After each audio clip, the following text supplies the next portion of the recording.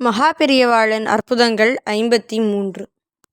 ஒரு நாள் மகாபெரியவாளை தரிசனம் பண்ணுறதுக்காக ஸ்ரோன்மணி பட்டம் பெற்ற பண்டிதர்கள் ஒரு 4-5 வித்வான்கள் எல்லாரும் வந்திருந்தாங்க.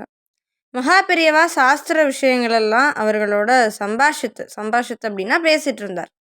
அப்போ பேச்சுவாக்கில் இங்கே வர்றவா எல்லாரும் என்னை நமஸ்காரம் பண்ணினா நான் திருப்பி நாராயணன் நாராயணன்னு சொல்லி ஆசிர்வாதம் பண்ணுவேன். நான் சந்நியாசி, ஆனால் சம்சாரிகள் நீங்கள்லாம் என்ன சொல்லி ஆசிர்வாதம் பண்ணுவேள் அப்படின்னு கேட்குறார். அவங்க எல்லாரும் கோரஸாக சொல்கிறாங்க, தீர்க்காயுஷ்மான் பவ சௌமிய அப்படின்னு சொல்லுவோம் பெரியவா அப்படிங்கிறாங்க.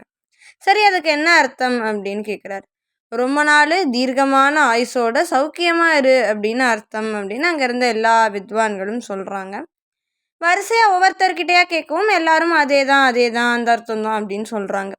மகாபெரியவா கொஞ்ச நேரம் மௌனமாக இருந்துட்டு ஒரு அழகான புன்னகையோட சொல்கிறார், நீங்கள் எல்லாரும் சொன்னதுமே தப்பு அப்படின்னு. உடனே என்ன எங்களுக்கு தெரியாது பெரியவா, நீங்கள் தான் சொல்லணும் அப்படின்னு சொல்லவும், சரி நானே சொல்கிறேன் அப்படின்னு பெரியவா சொல்ல ஆரம்பிக்கிறார். 27 யோகங்கள் இருக்குது, அதில் ஒரு யோகத்தோட பேர் ஆயுஷ்மான். 11 கரணங்கள் இருக்குது, அதில் ஒரு கரணத்தோட பேர் பவ.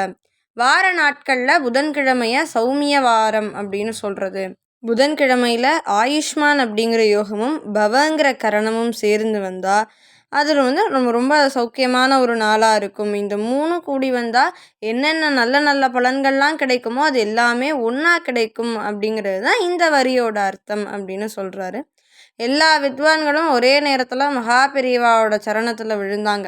4-5 சிரோன்மணிகள் 5-6 வித்யா வாசஸ்பதிகள் இருந்தும் ஒரு கிழிப்பிள்ளை மாதிரி சொல்லிட்டே இருந்த இந்த எளிய வாழ்த்துக்கு இவ்வளோ ஆழ்ந்த அர்த்தத்தை காட்டி கொடுத்த அந்த ஞானத்தின் முன்னாடி எல்லாரும் ஆத்ம சமர்ப்பணம் பண்ணுவதை விட வேற என்ன அவங்களால செய்ய முடியும்? இதைத்தான் தமிழ்லையும் சொல்லுவாங்கல்ல, பொன் கிடைத்தாலும் புதன் கிடைக்காது அப்படின்னு. புதன்கிழமையோட இந்த யோகமும் கரணமும் சேர்ந்தமையும் நல்ல நாள் அரிது அப்படிங்கிறதுனால தான் இப்படி ஒரு நாள் உங்களுக்கு கிடைக்க வேண்டும், எல்லா யோகங்களும் உங்களுக்கு கிட்ட வேண்டும் அப்படின்னு ஆசிர்வாதம் பண்ணுறாங்க. இப்படி நிறைய விஷயங்கள் காஞ்சி பெரியவர் மூலமாக நம்மளும் அறிஞ்சுக்கலாம். என்றைக்குமே நம்ம சிரோன்மணிகளாக இல்லை அப்படின்னா கூட மகா பெரியவாளுக்கு செல்ல குழந்தைகளாக இருப்போம், மனசில் எந்தவித கல்மிஷமும் இல்லாமல். ஹரஹர சங்கர ஜெய ஜெய சங்கர, காஞ்சி சங்கர, காமகோடி சங்கர.